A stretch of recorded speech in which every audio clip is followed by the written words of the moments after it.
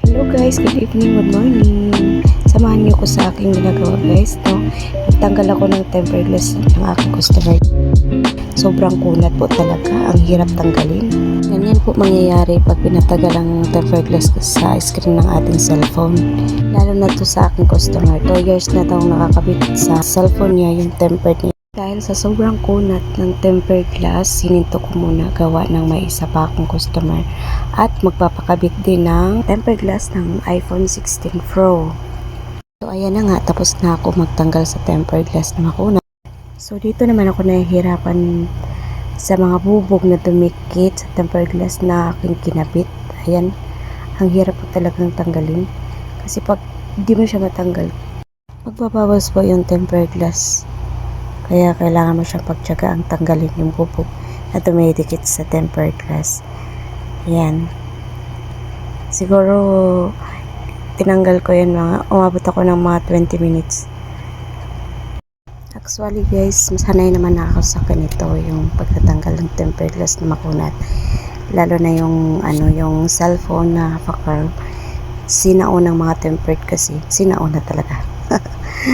Yung mga unang tempered glass na lumabas po is sobrang kunat niyang tanggalin, lalo katulad ng yung sinabi ko kanina, pag pinatagal yung tempered glass talagang didikit siya dun sa pinaka screen ng inyong cellphone, didikit na siya, kaya mahirap kung tanggalin, kailangan ng tiyaga.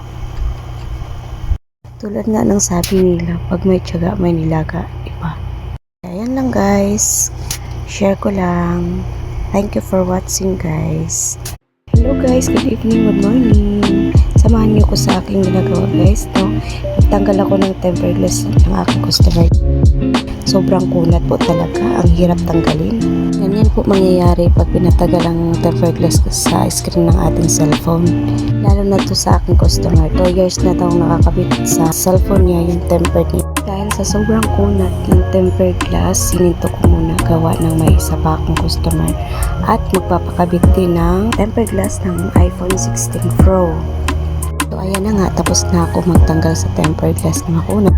So dito naman ako nahihirapan sa mga bubog na dumikit sa tempered glass na aking kinabit. Ayan, ang hirap po talagang tanggalin kasi pag hindi mo siya matanggal, magbabawas po yung tempered glass. Kaya kailangan mo siyang pagtiyagaan tanggalin yung bubog na dumidikit sa tempered glass. Ayan. Siguro tinanggal ko yan umabot ako ng mga 20 minutes. Actually guys,